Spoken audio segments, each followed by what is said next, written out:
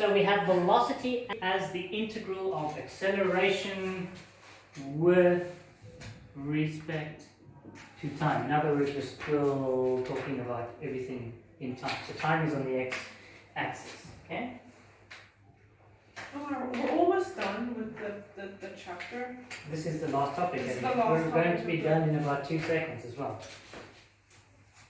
Oh my god. Okay, so at the moment we know acceleration as a change in velocity over a change in time, because that's kind of the definition of acceleration. As velocity changes in time, we can calculate acceleration.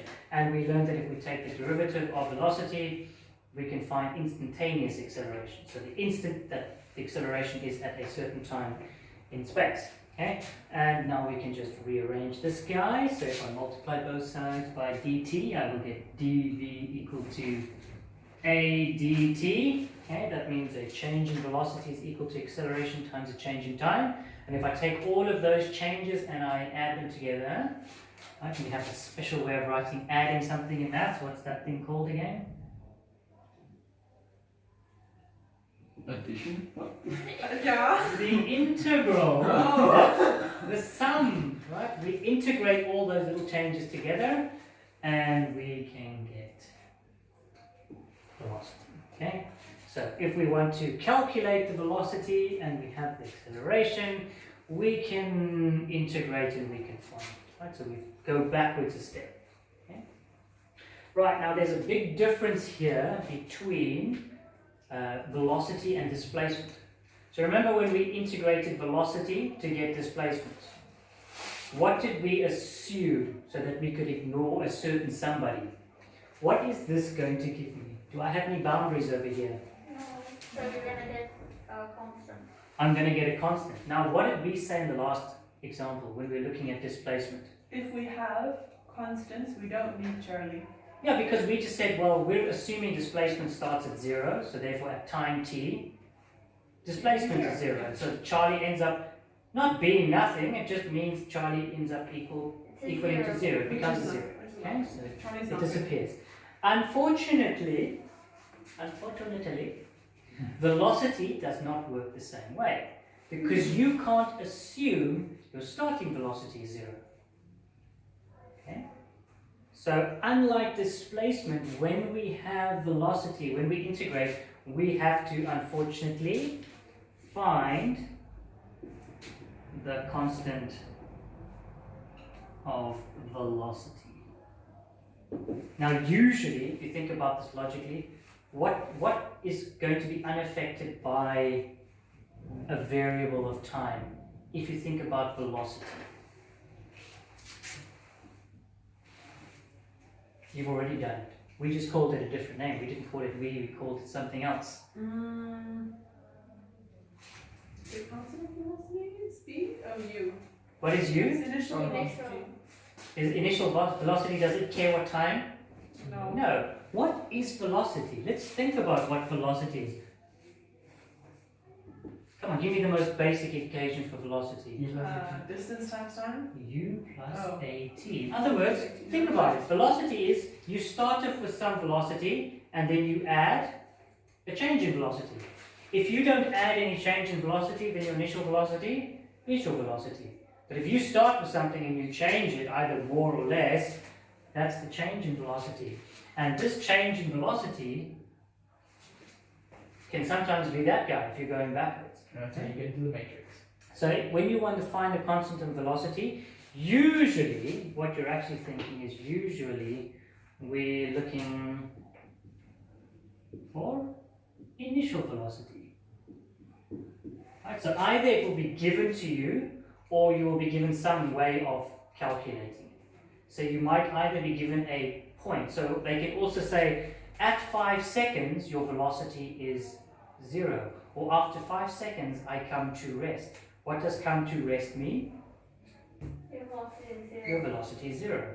So you would have a coordinate, technically, if we were thinking about this on a graph, you technically are looking for a coordinate to plug in. Okay? So the big difference, guys, between velocity and displacement when we're integrating is, unfortunately, we have to go look for Charlie this time.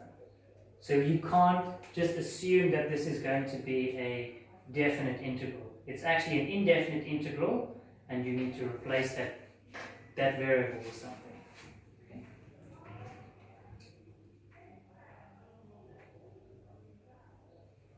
And that's it, guys. That's velocity as the integral of acceleration with respect to time. So we did all the hard work in the last lesson looking at going backwards, right? This is just a concept. We already know how to integrate, right? And we just need to pay attention this time. No, we actually need to go find this constant of integration. Because the initial velocity could be zero, but we can't assume that it's zero. So let's just draw for ourselves a little map quickly. What's that? Sum, No. speed, No. Displacement. Yeah, what's that? oh, that's velocity. What's that? That is acceleration. Okay. If we go from one to the other this way, what do we call it? Differentiation. Differentiation. Is there any constant of some random thing to worry about there? No. No. When we go this way, what do we call it? Integration. Integration. No, it's not above. Integration? Yeah? The harmonic. When we go from this guy to this guy, what do we assume about Charlie? He is zero. Yeah, we normally assume we're starting at zero, unless the question specifically tells you otherwise. Okay, sometimes life is not easy. Charlie is Except here, what can you almost guarantee? that Charlie will be something. Will be some initial velocity, which you need to take into consideration. Charlie will be something. But Right, when we're going in this direction, v is equal to, we're going from displacement to velocity, what is it? ds over dt. ds over dt. And if I'm going further, a is equal to? dv over dt. There we go. Right, if I want to go from acceleration to velocity, velocity is equal to The sum. the integral, not the sum. This is sum. Look. You said it was a sum. Integral. Okay, well, the Integrate. integral. It's the same thing, but we're Integrate. integrating, okay? Integrate. ADT. A dt. Acceleration with respect to time, okay? Yes. If we want to find displacement, VDT. v dt. dt. Okay, so there are your ways of going backwards and forwards, right? When you think differentiation, you shouldn't think the word differentiation. You should think changing something over changing time. That's differentiating. Okay. If you think integrating, we're integral, right? And again, just remembering here and here. Sometimes we're happy to just assume it's zero unless otherwise specified. Here and here, there's nothing there, which means that's an indefinite integral. We have to go looking for a constant of integration. Where is the whiteboard marker? There is What is there? Do you want to make the note? Are you happy with this? makes a note. I want to quickly make I already it. have that made one. Yeah, I think I've drawn this quite a few times now, and I know I'm kind of badgering you with this idea, but it's kind of, if you can remember that and you know how to differentiate and integrate, it will be just dandy. Okay? But I'm going to write the first question up on the board. I'm going to write the equation A is equal to, what is it? 8 minus 4t. You guys let me know when you're done copying the little mini note. Maybe.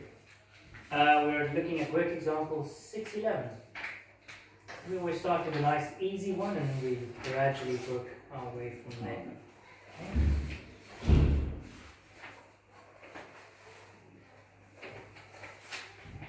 Okay, because these are technically the only things in general motion that you're going to be looking at. Displacement, velocity, acceleration. Okay?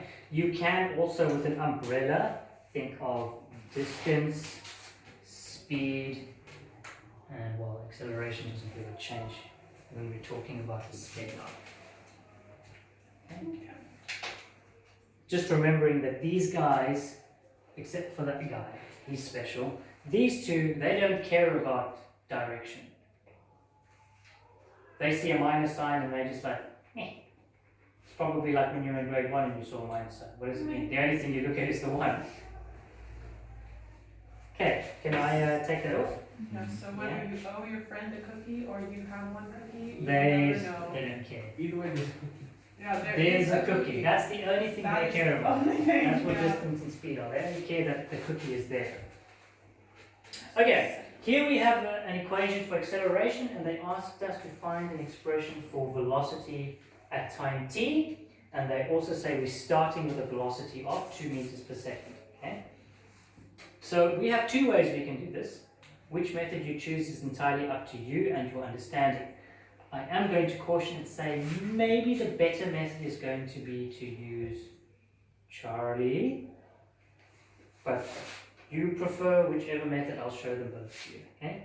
The first thing we need to do is understand that we want velocity. I have acceleration, so what do I need to do? Integrate. I need to integrate between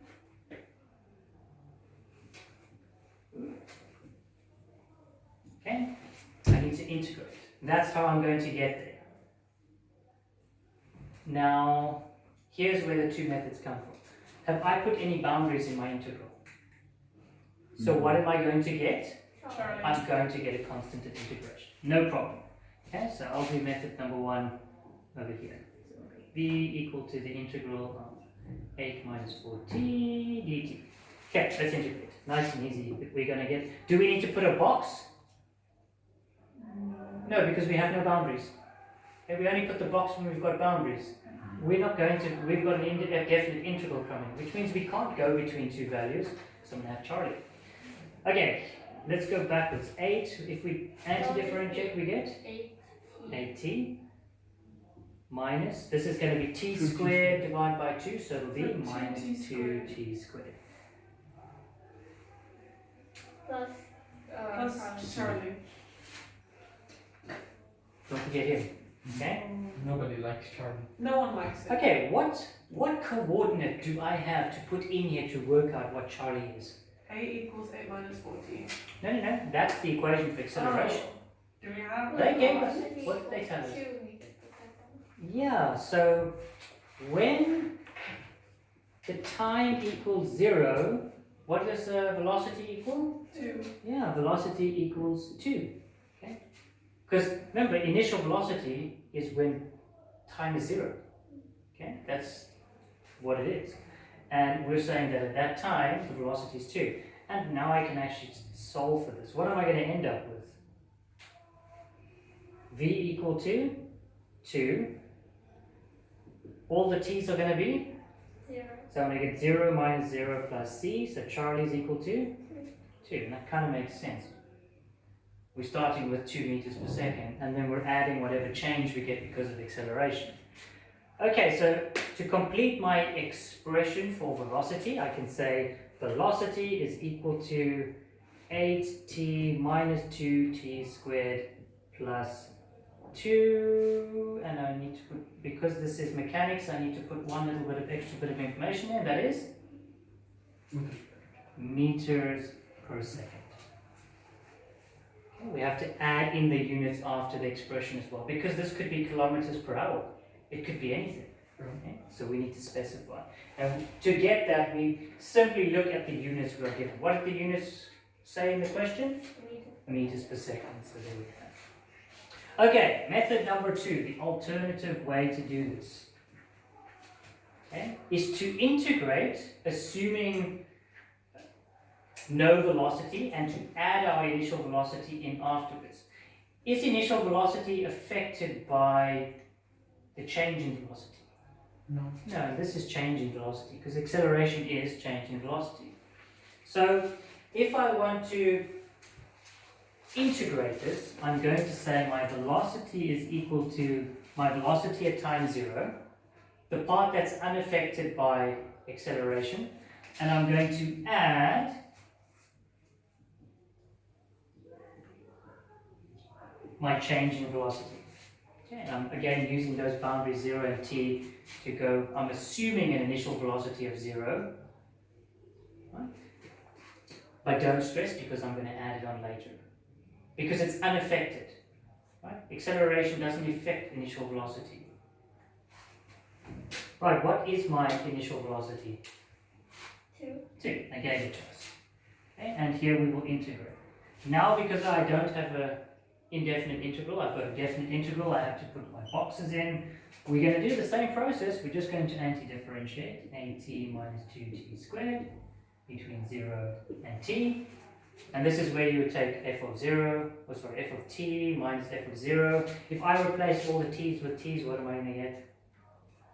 I'm going to get the same thing. Okay, so this is 2 plus at minus 2t squared minus, when I put zeros in there, I'm going to get 0. And you get to the same thing.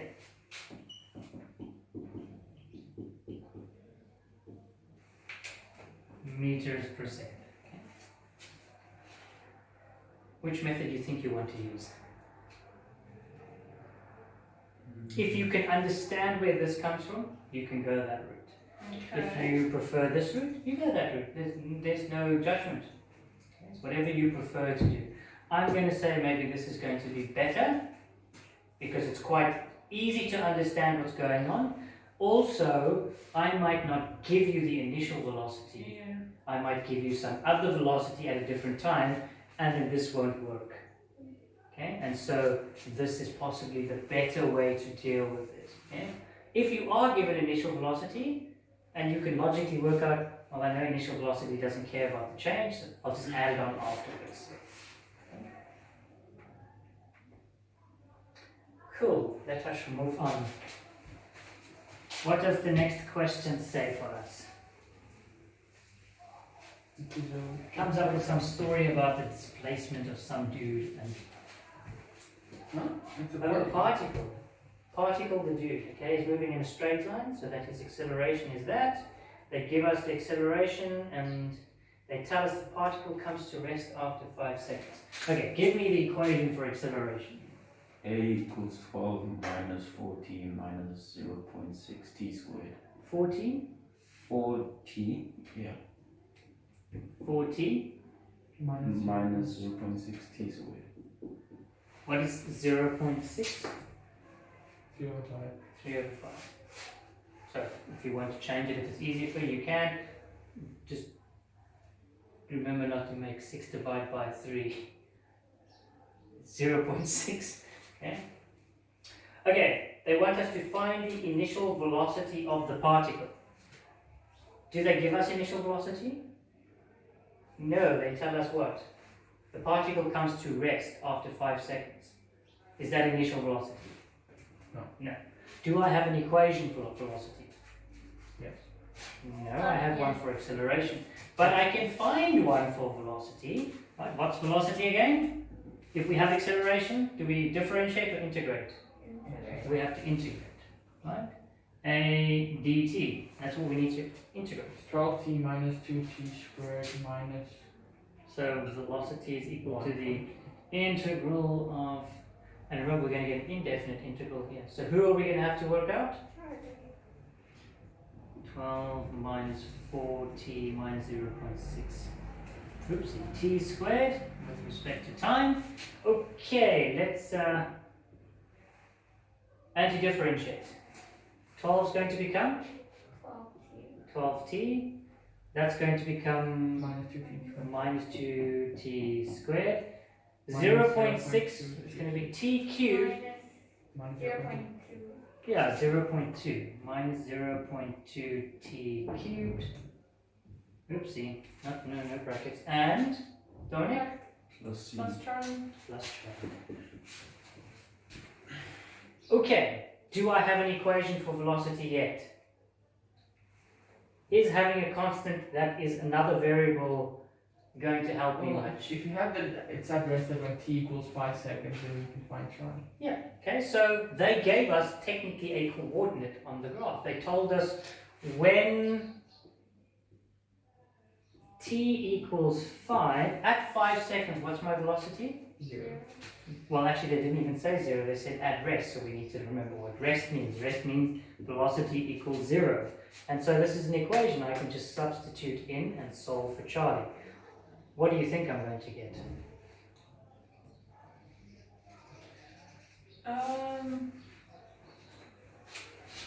0 is equal to 12 times 5 minus 2 times 5 squared minus 0.2 times 5 cubed plus Charlie. Charlie is equal to 15.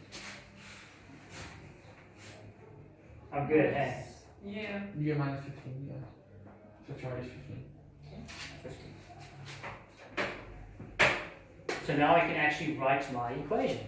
V equals 12t minus 2t squared minus 0.2t plus 15. And what do I have to plug on the end? Meters per second. Okay, how can I find the initial velocity? Do I actually have to do any work?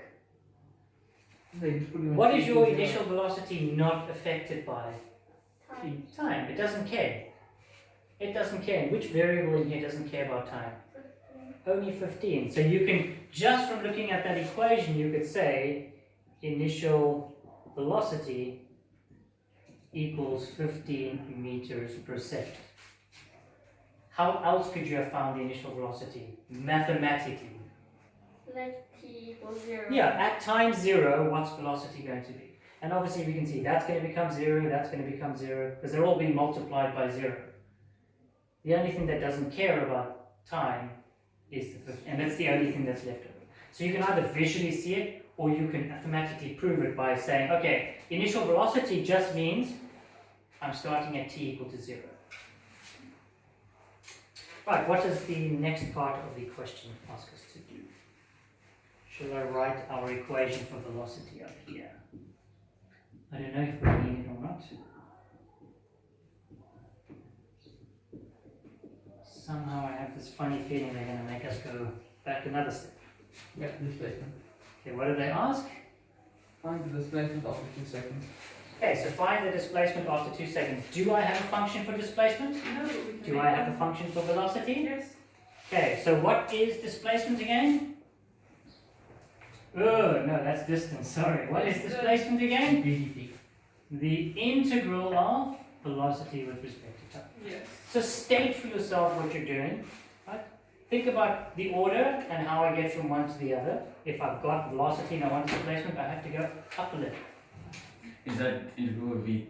That's V8 here. VDT, sorry, VDT. DT, really? Yeah, VDT. So remember to go from from acceleration to velocity, I integrate acceleration. If I want to go from velocity to displacement, I need to integrate velocity to displacement. Okay.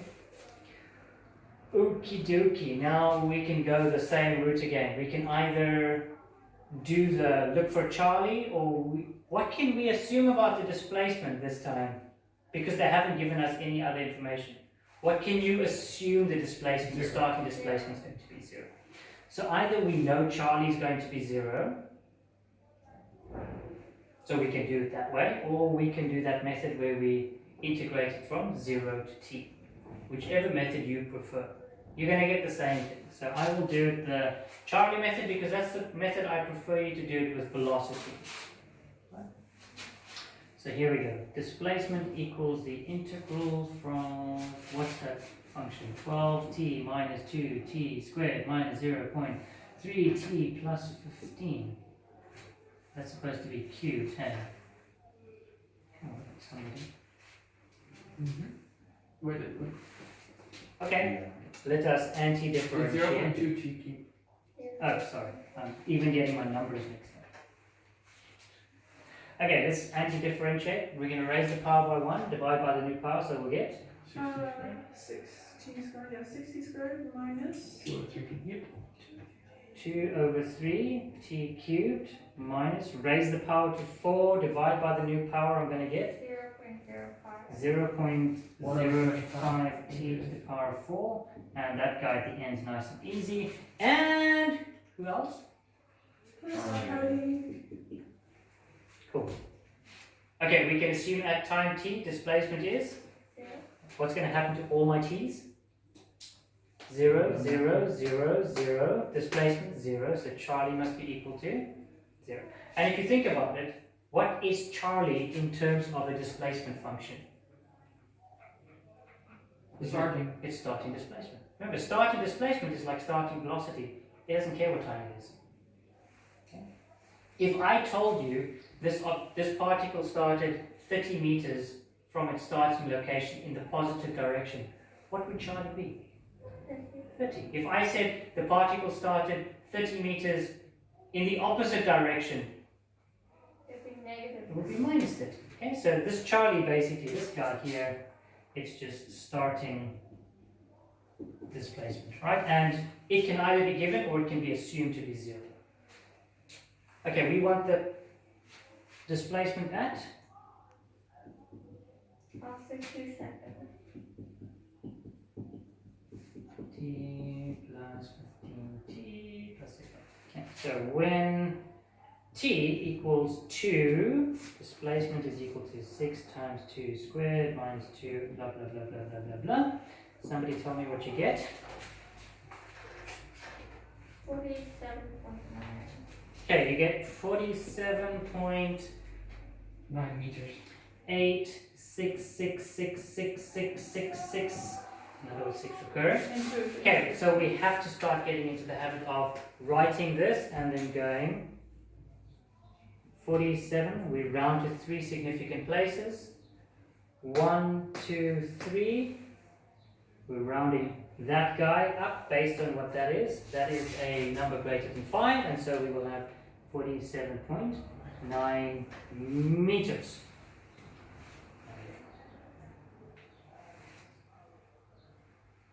Okay, that's it. Done. Oh, cool, nice. Except we're going to go back.